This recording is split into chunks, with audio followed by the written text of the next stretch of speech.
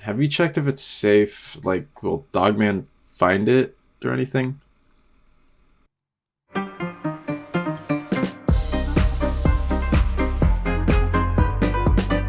Hi, I'm Mysteryism, and welcome back to Highworlds.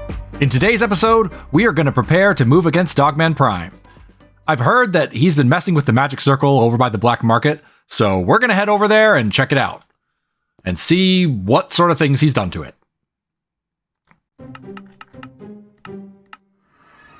Okay. Oh, great. He's here. Oh, great. You're here. What's going on, Prime? Hello. How's the leather armor been treating you? Just great. It's just fantastic. I love it. This circle looks different than before. Yeah. Like, there used to be Carlos faces right here. And now it's just kind of this swirly thing. You're changing it. Why? So this is just so I can merge the two, you know. The human and the demon? Yeah. So this takes a soul and shoves it into a body, pretty much? Yeah, kind of just merges the two back into one functional being. There's really no point in me trying to fight you again. Yeah. Yeah, you'd probably lose. You lost last time. Yeah, I know. Believe me, I haven't forgotten. I'm going to have to stop this somehow, but clearly the head-on approach isn't going to work. Could have been worse. Mango could have been there. Yeah, that's right. I learned her name. Oh, you're really making me want to attack you, man. I'll see you around, Prime. See you around. Well, since Dogman's evil master plan seems to depend on the use of magic, I think we all know what that means. We're going to need to talk to Heleina, which means we're going to need to solve the next riddle and do the next build. So for this one, it's, to hear how I escaped my doom, you'll need to raise up from the gloom a place for powders, eyes, and wart, for magic of the bubbly sort. Which seems to me that it's probably some sort of potion hut or something. So let's gather the materials together and build us a potion hut.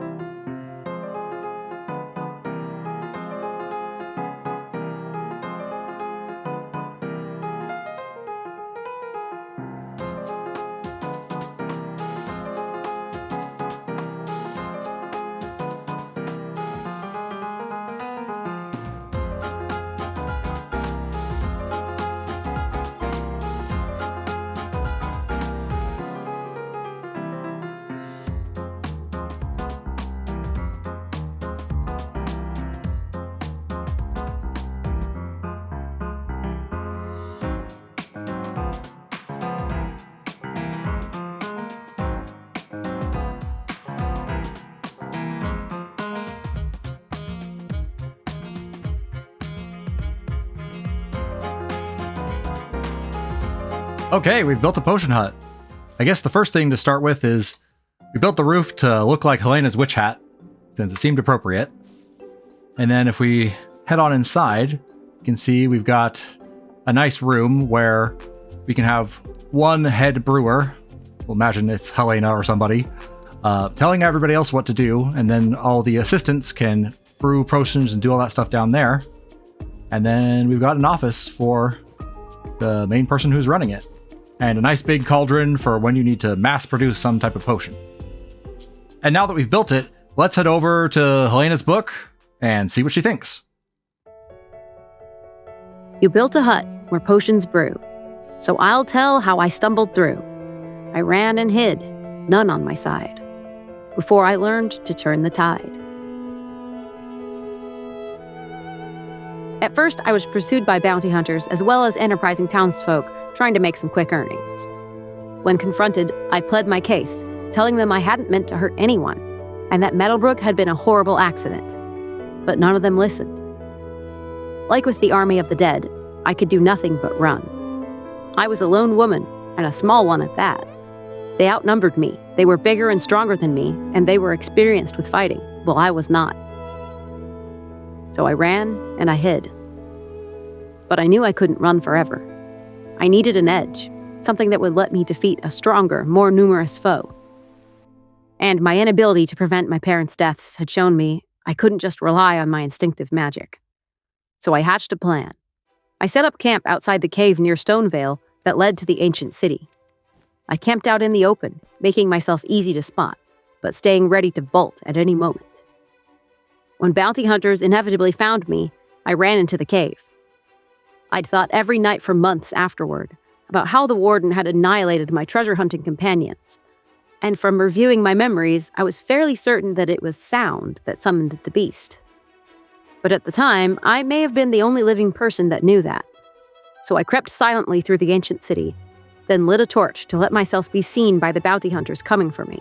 And since they didn't bother being quiet, it wasn't long before they were massacred by an angry warden.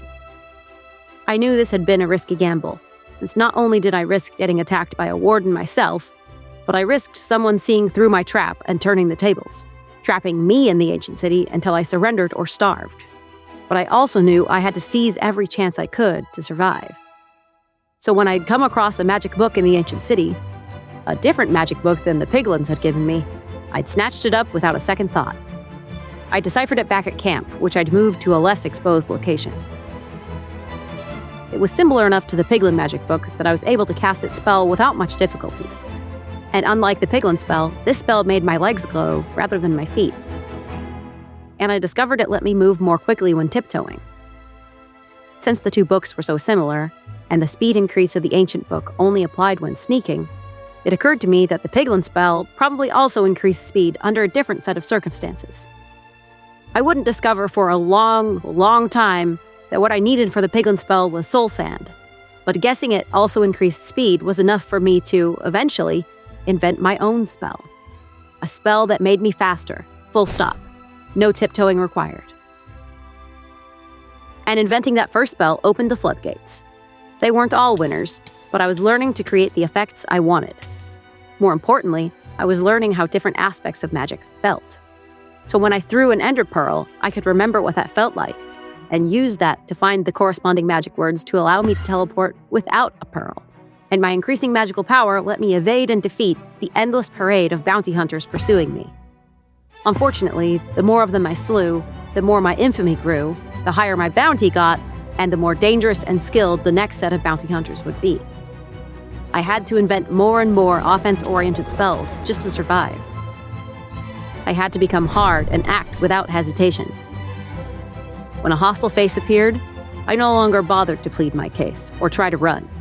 I simply pointed my wand and turned that person into a smoking crater.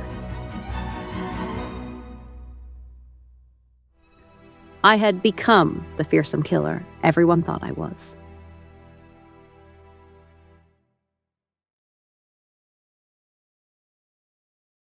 So the story I've been trying to verify this whole time was right. And it was wrong. You could say that. I never wanted to hurt anyone. But I did. I hurt a lot of people. It seems like you had good intentions, but yeah, I can't really disagree. This is the end of the story then? I do have a little more to add, but it can wait until next time. I have another question though. It's a long story, but someone's trying to merge a demon soul into my friend's body, and I want to know how to protect him. Preventing a soul fusion, eh? Yeah, I've got just the thing. So the first thing you're going to want to do is... Okay, I think I can do that. So, what's the riddle this time? Just come back after you've defeated the fool trying to incarnate a demon. I can't, in good conscience, ask you to spend time on a riddle when you should be doing everything you can to stop that. Got it. Thanks, Heleina. All right, Heleina gave me some instructions for how to build a fortification that should keep the demon away from Carlos, so let's go build a tower where we can house a magic crystal that should defend him. This mountain peak seems like a pretty defensible location, so I think we'll build the tower here. We've already gathered our materials, so let's get building.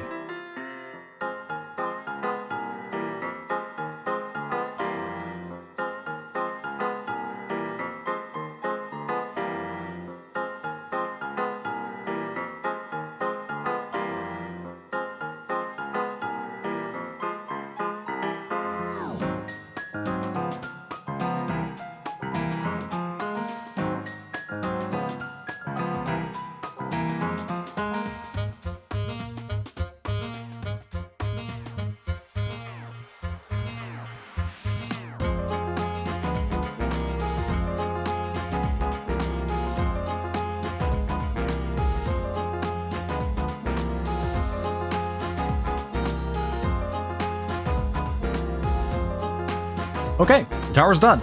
So let's take a look around it. We'll start with free cam. We've got these little jutting out sections to give the tower a more interesting shape, so it's not just like a boring cylinder with a lid on it. And then on the inside, we're going to have the magic crystal just kind of suspended in midair here mysteriously. And that's how we're going to keep Carlos safe. We're going to kind of suspend him inside the crystal until it's safe for him to come out. So let's go get Carlos and get him somewhere safe.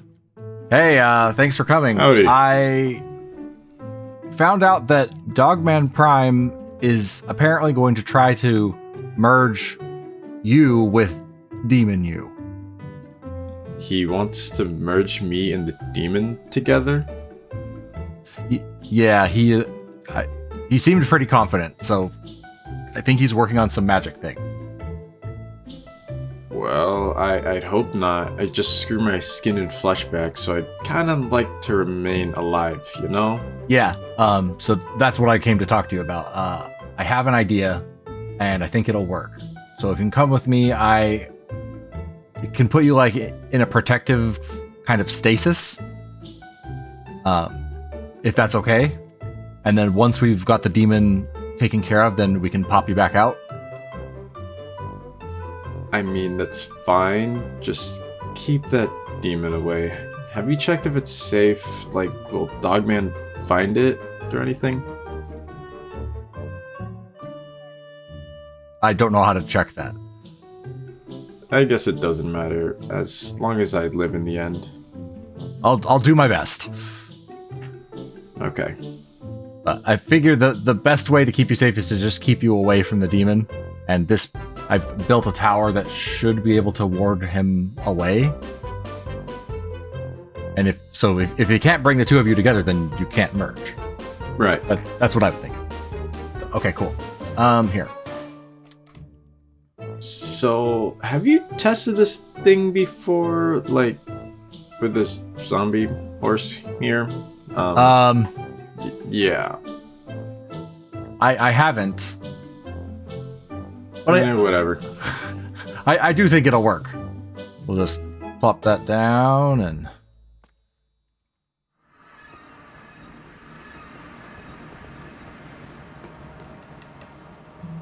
Alrighty, if you just come in the middle here, then we should be able to get started.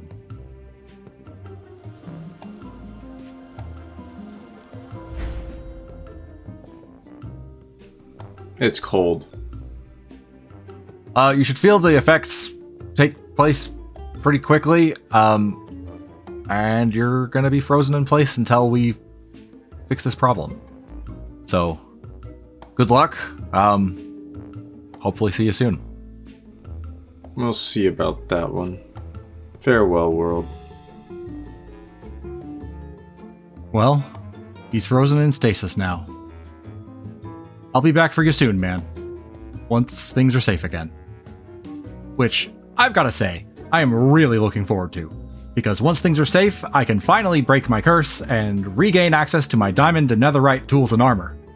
And speaking of curses, if you're wondering what happened with Mango's curse... Dirt. I love dirt. Mango does not love dirt. Oh.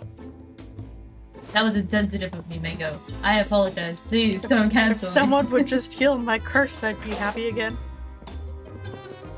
Nope. Hold still. There, I washed your feet. There, you're cured. I actually have no idea if that's how you cure it. That is how you cure it. I was Wait, wondering, really? Like, I was sitting there going, did you read my That's book adorable. somehow? No, I have not read your book. It was literally a complete guess. That was funny. No way. I hope you're recording that. I miss. am recording, luckily. Great. Wonderful. So, cured. There you go. Yay! So that happened. Well, anyway, now that Carlos is protected, we can put our secret plan into action and take down Dogman Prime. But since it's a secret plan, you'll have to wait until next episode to see it. I'm really looking forward to showing you. In the meantime, I'm just going to be doing a lot of resource gathering between episodes. Which brings us to the end of today's episode. We're getting really close to reaching the 100 subscriber mark since splitting the channel. So if you have an idea for what you'd like to see for the 100 subscriber special, leave a comment and let me know. It means a lot to me that there are so many of you out there watching each week, and I love reading each and every comment when one of you decides to reach out. So feel free to comment, even if you're just saying hi. If you had fun watching this episode and think it deserves a like, I greatly appreciate it. And of course, don't forget to subscribe if you haven't already. With that, thank you for watching, and I'll see you next time. Bye!